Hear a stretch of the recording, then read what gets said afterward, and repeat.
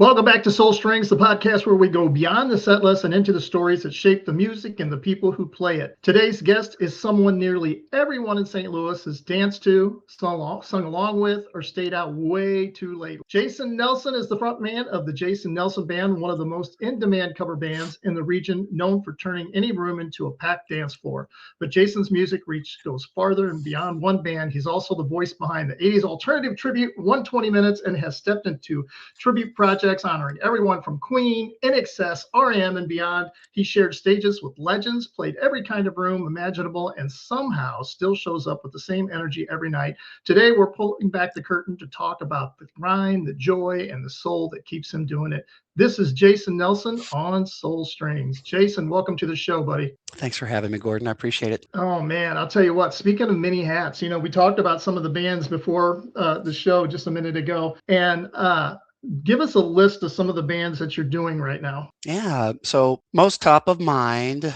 the Retro Nerds, 120 Minutes, the Jason Nelson Band. Then we just started a new project called Stifler's Mom, which is a 90s cover band. So we're doing everything from, you name it, Green Day and Oasis and Cake, 311, that type of stuff from the 90s that you heard back on The Point when that was debuting. Gosh, that radio station came out and started in 91 or something. But anyway, yeah.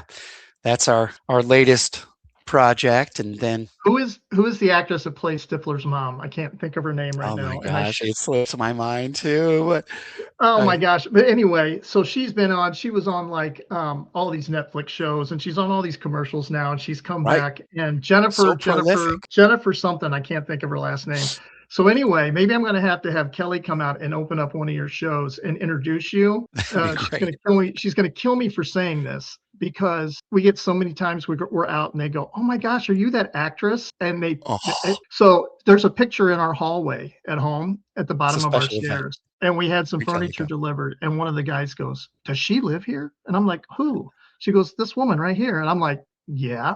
He goes, "She does? She's that famous actress." I go, "What are you talking about?" He goes, "American Pie." And I'm like, people say she looks like her, and she hates it. She absolutely hates it. So it's like I would lap that up. I'd be thrilled. Embrace it, Kelly. Oh my gosh, absolutely. You wear so many hats, the front of multiple projects with these high energy party shows. What is it? How do you mentally and emotionally shift gears between those different bands and those different worlds? Yeah, I was just having this very conversation with a radio personality here in St. Louis, a guy named Tony Colombo. Oh, yeah. We had lunch today, and Tony's like, "So, 1, do you ever get nervous? 2, how do you do it?" I said, "Well, I have a great calendar that helps me keep everything organized. My ensemble, I work and have the pleasure to work with over 25 people, musicians, singers in St. Louis, and every project has its own cutout, its own kind of niche. And that's what keeps me engaged and excited. It would be daunting if it were, well, he's just singing the same song in 5 different bands. That's not the case. So when you come to a 120-minute show, you're going to hear material that you will not hear at a Retro Nerds show or a Stifler's Mom show. It's just, they're church and state. They're totally different. So is it kind of like an actor? So when you play these different roles, do you actually kind of get into that different type of role during that time period? Yeah, we, as an ensemble, you kind of touched on the nerve there where you said that it's a party atmosphere. Like, we are keenly aware that to maintain interest in this community of St. Louis, you got to be engaging. So we try to bring our best selves to not only the rehearsals, but the performances and the songs themselves. We try to do them justice, channel, not necessarily parrot, but we'll put our own touch on them. And that's what keeps us interested musically, coming back for more. So, when I watch you and I see the high energy and I see the excitement and I see that energy that comes out of you on stage, what is it like when the lights go down? I mean, is Jason that same guy off stage as he on stage, or are you in a quiet mode after you get off stage, and is it kind of a whole different persona? Um, there, there has to be some type of yin to that yang, right? So you gotta Right. decompress. And in my Because I know so many personal comedians like life, that. Yeah. yeah, I try not to carry that into my wife and I are celebrating 30 years of marriage. Great That's awesome. family, That's we have 4 awesome. kids. They know that Sundays, after I've just dad's done 3 nights in a row, Yeah. Sundays for brunch and for family and relaxing. So, there's that level of decompression. In my professional life, I am a human resource guy, so I dial it back. I'm much more deliberate. I'm, of course, by my inherent DNA, I'm built to be engaging with people, other human beings. I think my chosen career field is a good fit for me. But yeah, that again, the yin to the yang. So I will buckle down during the week and be professional, business minded, and then on the weekends, I woo, Let it roll. Let it roll, let it roll, baby. maybe. That's right. Yeah. What do you So think separates a good cover band from one that truly owns the stage? I learned early on in this town by seeing, now I'm thrilled to call them my friends, bands that I grew up watching that were, again, engaging. They went from song to song. And if you didn't like this tune, just wait 2 minutes because the next one you're going to love. And that's how I was brought up in the scene. I had to level set my expectation at an early age in this town. Don't expect, but when it happens, be thrilled, be humble, and yeah, the from good to great. What makes a great cover band is consistency. I mean, that's the whole deal, right? Amen. People that come see me, I want to again bring my best self, and part of that is meeting them. They know me personally, so You it's played with a important. lot of artists, like ranging from Chuck Berry, The Offspring. How has growing up and performing in St. Louis music scene shaped your work ethic and performance style? Yeah. I mean, if you can be successful in a cover band in St. Louis, Missouri, you can be a musician anywhere in the world. That's truly fun. I fundamentally believe that, and I have been all over, toured the entire lower 48, and I come back to St. Louis, and I have chosen to live here because it's my home, it's my bubble of solace, right? But Yeah. we do not suffer fools in this town. And if you don't bring it, then people just they walk away. You know, They don't come back, and you're not asked back. you know what? So That is so true. And just today, and I won't mention any names, but just today, and I felt so sorry for them. But just today, I saw a band that just recently got a new lead singer, and there was a video of them performing and singing, and mhm, wasn't the greatest performance or the sound, and right. the messages on that Facebook feed were just brutal for this poor guy. And I was like, I wow. think, I was like, that's and so because the so community is bad. what it is, Gordon, we're all so close. I know who you're talking about, and Yeah, I all felt so I bad. can say as someone that is a fan of what not only that band and this specific individual singer has done and will do, just hold on to your hats, man, because they are going to kill it. You gotta you They're going to be you know, great. people don't realize in this industry too, especially when someone's filling the hat of somebody that was previously in a band, it Yeah. takes time, and you've got to allow that person to become themselves. They're not gonna Who be they who the will other be. Yeah. person was. Right. You've got to allow So, them case time to in be point, who they are. right? Attitude of gratitude here. I started a band with a guy, a guitar player in town back in 2002, and it was called Hollywood Five. They're still playing around town. Oh, yeah. And I had 12 years in, me and the drummer had disengaged and wanted to do other things. And at that time, a singer who she goes by a stage name Pixie, and she still sings for Hollywood Five. She's a wonderful singer. She's a great person. And at that time, I did a wedding gig with her. It was my last night with the band. I said, "You're going to be amazing, and don't listen to anybody."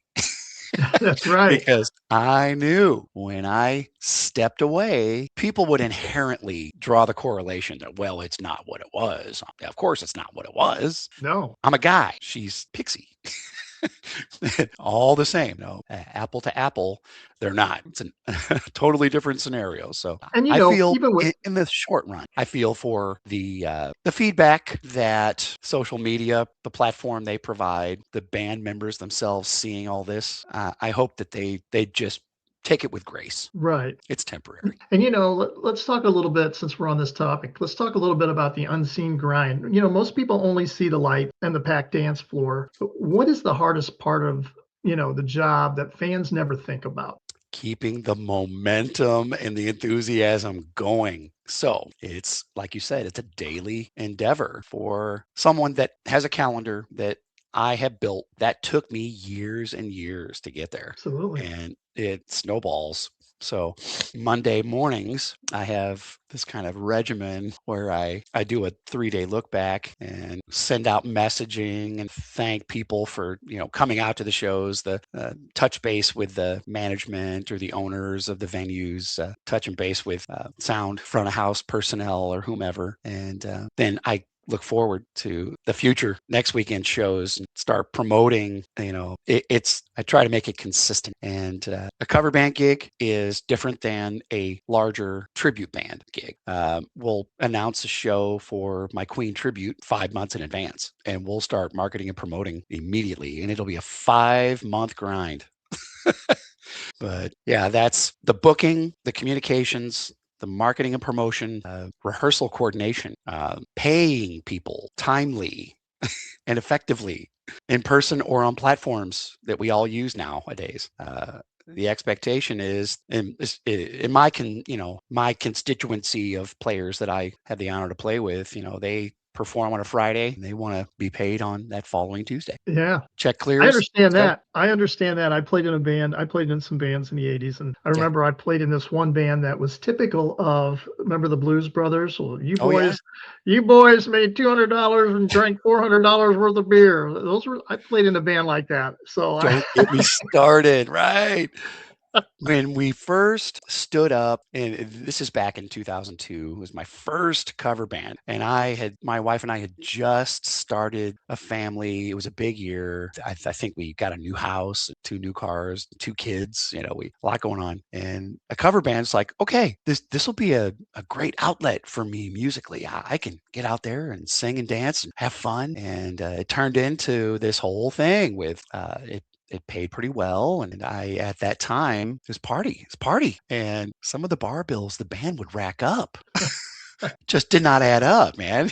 You're paying this much and you got how much for the night? oh Yeah. yeah, the horror stories of those nights. Time of your life. Oh my gosh, yeah. With after years of late nights, loadouts, all the long weekends, how do you keep it from just becoming a job?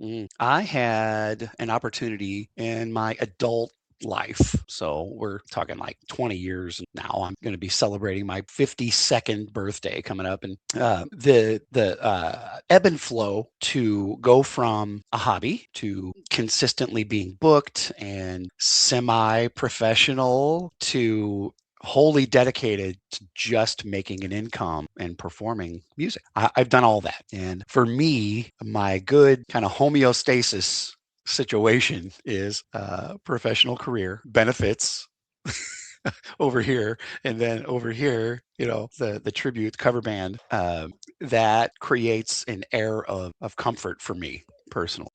Like out of the 25 people I play with, there are 5 of them that are full-time musicians, and I take great care of them. They take great care of me. I know how they feel and operate, and then I've got 20 other people that are holding down day jobs just like me. So coloring your life with different Yeah. experiences, that answered the Speaking, question. So you know, out of all the shows that you've played and looking back over your career so far, was yeah. there one local show where everything just clicked? The crowd, the band, the moment that you thought, this is why I do this? Is there one Oh show that my just gosh. always hits Yeah. your head? Oh boy, this was a big show for me at an early age. I was 19 17 years old, Wow. singing with a ska punk band in the like mid to late 90s called MU330. We were opening for 311 at the American Theater downtown St. Louis, and it was a big honor. Quite honestly, the Contemporary Productions was putting the show on, and we got 20 minutes on stage. And we got going, and you play in the band, you get excited, the tempos go from here to here. And we got 10 minutes of the 20-minute show, and the lights came on above the stage out, and you could see this ocean of people up to the rafters. Like, oh my gosh. That's amazing. That was the first experience that I had that I was like, wow, I want to do this for the rest of my life. That's awesome. Yeah, I mean, I can only imagine what you felt at that moment, when is okay, let's reverse that now. Give me a horror story. What was the worst show or the show that you wish you could have just crawled off the stage and walked away? Oh, I never say die. there's, Well, I there's know never that. been The a show must moment. always go, I mean, the it's show been must always close. go on. But I've had to you're cutting out on me a little bit, brother.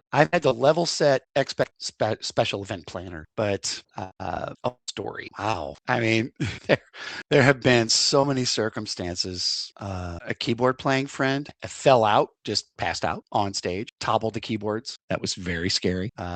We we basically said, okay, we're shutting it down. That was the last song of the night. We're gonna go home.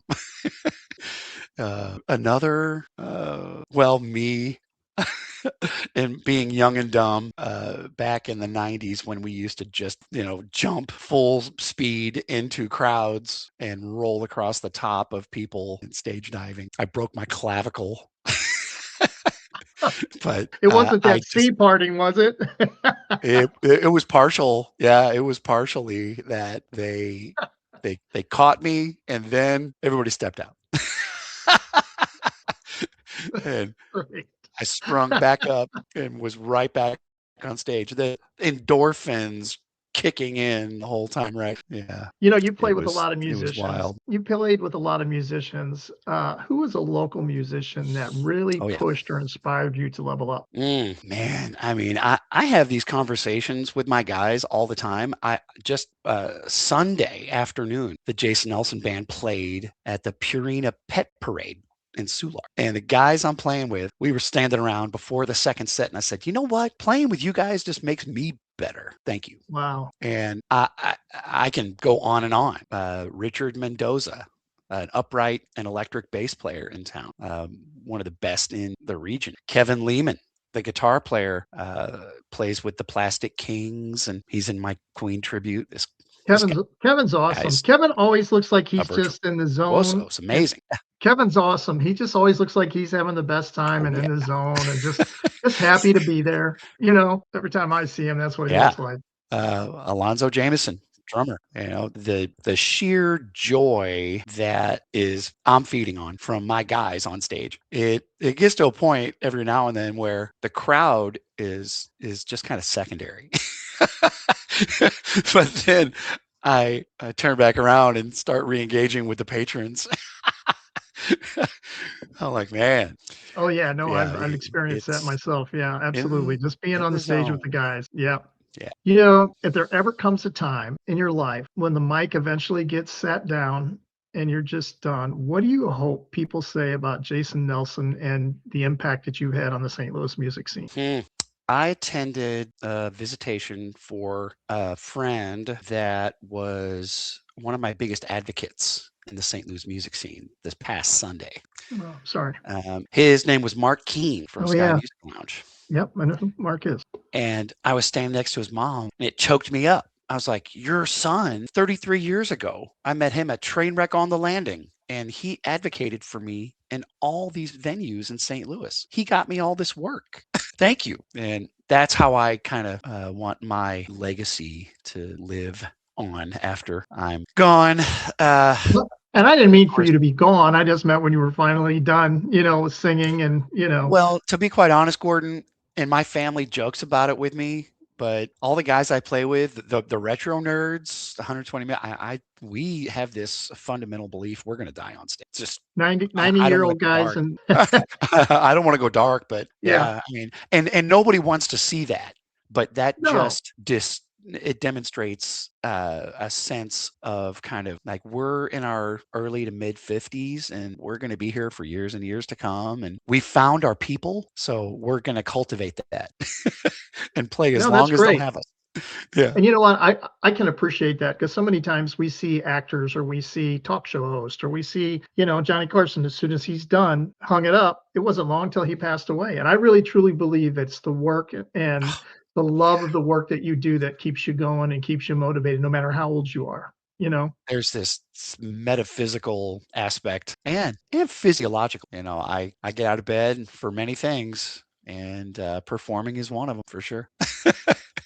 All right. Well, let's do a little fun lightning round and then let's talk about your upcoming show real quick. Toasted ravioli or thin crust pizza? Oh, geez. I got to go toasted ravs. Yeah. First song you ever sang on stage? ROCK in the USA. My Mellencamp. It was at a talent show in the 5th grade. Oh, wow. You brought me back, man. ROCK in the USA. Wow, Oh, I great had a whole song too. routine. I had backing dancers. Oh, it was a whole thing, man. It was All in right. Saugus, California. Oh my gosh. Yeah. In where? Saugus, California. I went to school out there for a few years, and yeah. Song you're tired of playing, but the crowd still loses their mind every time. And just because of the descriptor that you provided, I still I geek on it, but don't you forget about me Oh, from Simple that's a Minds. great song. I Oh still love that gosh, song. people love to sing along to that, and it gets a crowd erupting. Hey, hey, hey, hey! Best Every time. decade of music, 80s, 90s, or today? Yeah, I'd have to go 80s Yeah, yeah, for sure. I'm a big 80s guy too. So what is your go-to vocal warm-up? This is for all you up-and-coming singers. What is your go-to vocal warm-up in song in the car? So if you're going to do a warm-up song, what would that be in the car? I take away a lot from what I've learned from Freddie Mercury, from Queen, Please and share. Yeah. he has probably about like 20 minutes before a show. He was notorious for not doing vocal warm up, but when he did, he would always do this melody run. La, la, la, la, la, la. I mean, it was full voice. I don't do it full voice when I start out. I'm like very docile. It's low, and I know that I want to get everything warmed up, and by the time the first song of the first set kicks off, I'm there. But if I'm driving to the gig, I love to sing the song "Don't Stop Me Now" by Queen. Oh, that's Queen has so many great hits. So Yeah. many great hits. Well, we don't want to stop you now. So the last question before we talk about your upcoming show, after the lights go down and the gear's packed up, what keeps you coming back to the stage for more? Yeah, I mean, I have to touch back on the relationships that I've built with the people that I perform with. And same can be said for my home life. I mean, I'm so comfortable. I'm so in love with my wife, my bands. It's that relationship that hooks me, keepes me coming back. I've The got to music ask one is more. amazing. I've got to ask one more question because you've done so many different bands and you've done so many. Being in a cover band, you've done so many. I mean, it's not just like doing different tribute bands, but being in a cover band, you probably do 40 different bands in a night, right? So 63. 63. Well, with that being said, if you could front one band for a night, dead or alive, who would that be? Oh, Queen. Oh my gosh. Yeah. I kind of figured Queen. it would be Queen. Oh yeah. Yeah. My favorite band of all time. Yeah. Anybody who knows me knows that. But a Well, close second would have to be Journey. I would love to perform with Journey. yeah. Two great, amazing bands that had their own unique sound. It was Oh just, yeah. yeah, unbelievable. All right, let's talk about this show that's coming up Saturday, March 14th at the Grandel Theater. Tell us a little bit about that and what can fans expect? This is through Gratitude House. This is a special event that is going to showcase the Jason Nelson Band is going to perform a curated 2-set list of songs that people in the crowd have chosen for us. So this is a lot of the material are songs that are brand new to us that we have been rehearsing. And for example, we're doing Leave On by Elton John Great into song.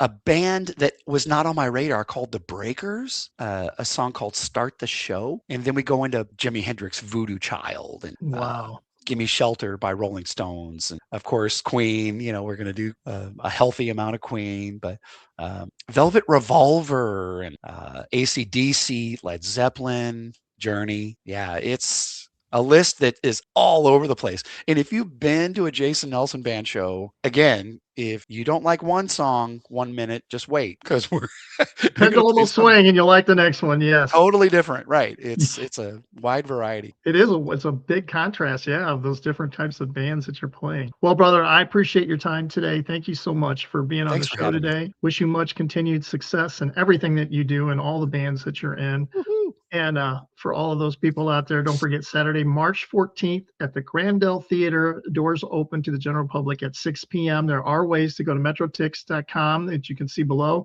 You can also, is there still VIP experiences available still for these tickets? There are, and it is I don't want to sound glib, but there's a handful left. Okay. If you've not been to the Grandel, it is a theater that is unique in that they have horseshoe booths in the balcony. So it's like super old school theater. Love that. There's not a bad seat in the whole place. It's amazing. Oh, that's awesome. Yeah. Well, Jason, thank you so much. Appreciate you. And have a great show, my friend. And looking Thank forward you. to seeing you and speaking with you again. And I just appreciate you being on the show today. Thank you so much. Stay well.